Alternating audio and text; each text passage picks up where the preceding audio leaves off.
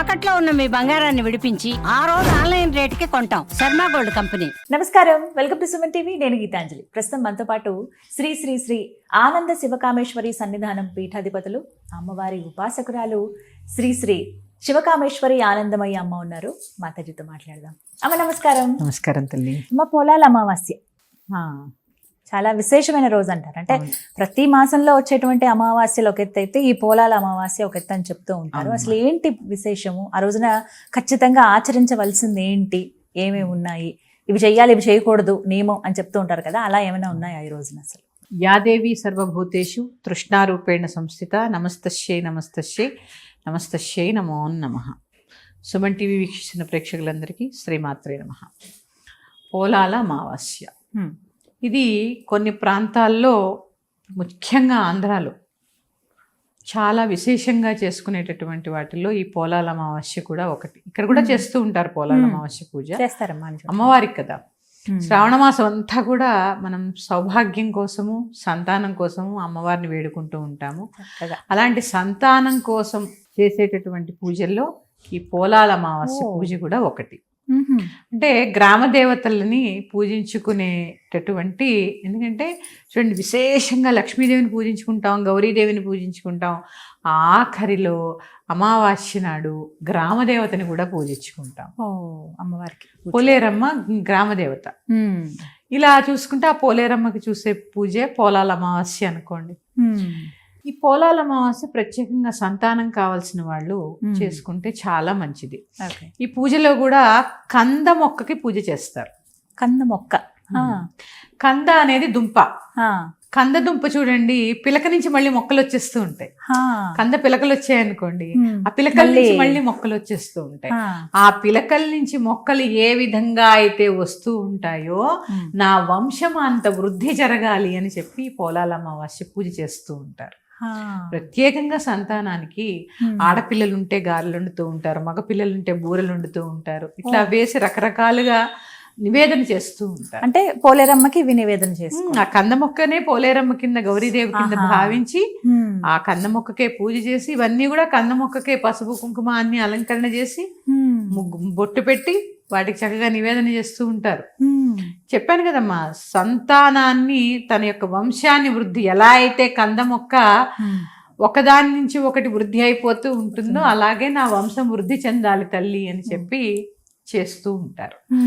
ఇక ఈ పోలాల అమావాస్య పూజ చేయడం వల్ల చక్కటి సౌభాగ్యము, చక్కటి సంతానము కూడా కలుగుతాయి. దీనికి ప్రత్యేకించి కథ కూడా ఉందమ్మా, ఒకటి కథ ఉంది. ఎందుకంటే పోలాల అమావాస్య అనేది చిన్న వ్రతం లాంటిదే. దీనికి కూడా ఒక చిన్న కథ ఉంది. అందరూ చేసుకోవచ్చమ్మా? ఇది కూడా ఆచారం ఉండాలా? అంటే కొంతమందికి అలవాటు ఉంటుందమ్మా.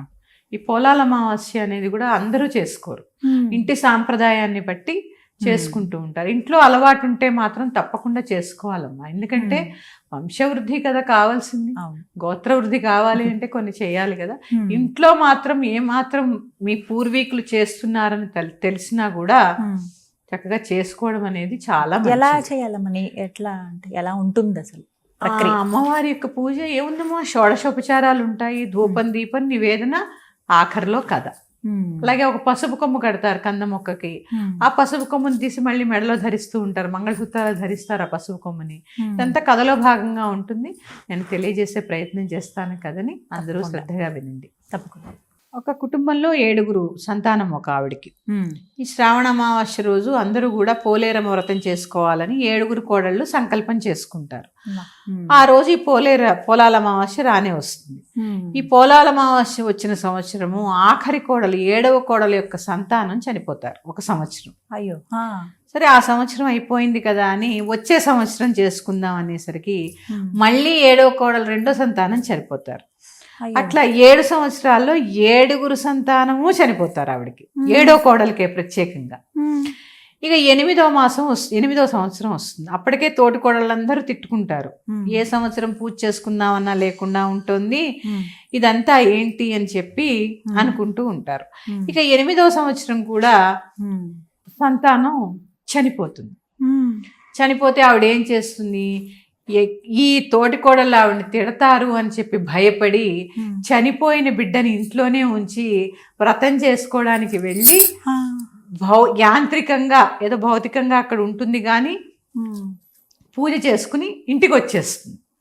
ఇంటికి వచ్చేసిన తర్వాత ఆ చనిపోయిన ఊరు సద్దుమడిగిన తర్వాత ఆ చనిపోయిన బిడ్డని ఏడుస్తూ తీసుకొని అలా వెళుతుంది, శ్మశానం దగ్గరికి వెళుతుంది, కప్పి పెట్టాలి కదా. వెళ్ళిన తర్వాత ఆ బిడ్డను కాగలించుకుని రోధిస్తూ ఉంటుంది. అప్పుడే పోలేరమ్మ తల్లి గ్రామ సంచారం ముగించుకుని వస్తుంది అనమాట.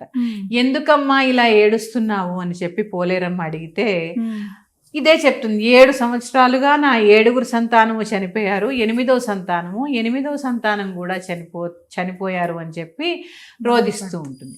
వెంటనే పోలేరమ్మ ఏం చేస్తుంది అంటే, ఆ పొలాల అమావాస్య పూజ చేసుకుని వచ్చింది కదమ్మా, కొన్ని అక్షింతలు ఆవిడ చేతికిచ్చి నీ బిడ్డల్ని ఎక్కడెక్కడైతే కప్పి ఉంచావో 8 మంది మీద జల్లమంటుంది. చల్లిన తర్వాత వాళ్ళందరూ కూడా లేచి మళ్ళీ బ్రతికి జీవించి వస్తారనమాట. అది ఈ కథలో చెప్పబడింది. అంటే ప్రత్యేకంగా సంతానం వృద్ధి చెందడానికి ఆ పోలేరమ్మని మన వంశాన్ని వృద్ధి చేసేలా కోరుకుని మన గోత్రాభివృద్ధి జరిగేలా ఈ పూజ చేస్తారు. ఈ పూజలో ప్రత్యేకతే అదమ్మా. మీకు సాంప్రదాయం లేకపోయినా మీకు గురువులు ఎవరైనా ఉంటే వారిని సంప్రదించి చక్కగా ఈ వ్రతం చేసుకోవచ్చు. కంద మొక్క ఖచ్చితం అమ్మా ఇక్కడ. కంద మొక్క ఖచ్చితం అమ్మా. ఎలా అంటే మనకి ఇప్పుడు మరి దొరుకుతుందా అనేది? దొరుకుతున్నాయమ్మా, అమ్ముతున్నారు. కంద మొక్కలు మన నర్సరీలో ఉంటే నేను తెచ్చి చేసుకుంటానమ్మా. మాకుంది ఆచారం ఉంది, మేము ఖచ్చితంగా చేసుకుంటాం. మన పీఠంలో కూడా చూసావో లేదా కంద మొక్క ఉంటుంది అక్కడ పైన. ప్రత్యేకంగా నేను దీనికోసమే పెంచుకుంటున్నాను. అది చేసుకోవాలమ్మా, చాలా మంచిదమ్మా. లోపలే అంటే పూజా మందిరం దగ్గరే పెట్టని చేసుకోవాలమ్మా, లేకపోతే తులసమ్మ ఉండే దగ్గర అలా ఏం లేదమ్మా. పూజా మందిరంలో కంద మొక్క పెట్టుకుని మీకు పోలేరమ్మ పూజ, పొలాల అమావాస్య పూజా విధానం అంటే వచ్చేస్తుంది. అన్ని ఉన్నాయి కదమ్మా, ఇప్పుడు గూగుల్ మాత్రం అడిగితే అన్ని చెప్తుంది. అలాగే ఇప్పుడు కొన్ని వ్రత పుస్తకాల్లో కూడా ఇవి ఇస్తున్నారు. కథ చదువుకుని అక్షింతలు చక్కగా మీరు వేసుకుని మీ పిల్లల మీద కూడా వెయ్యాలి. ఆయురారోగ్యాలతో వర్ధిల్లుతారు చక్కగా. మనకి కూడా కడుపు చలవ తల్లికి.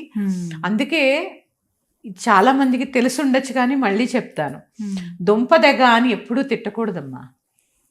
అవును అంటారమ్మా, అంటే సరదాగా అంటారు. దుంపదెగ అంటారు. ఈ దుంపదెగ అంటే అర్థం ఏంటి? ఇప్పుడే చెప్పాను, కంద మొక్కకి మనం పూజ చేస్తూ ఉంటాం. పిలక నుంచి పిలక, పిలక నుంచి పిలక వస్తాయి కంద పిలకలు.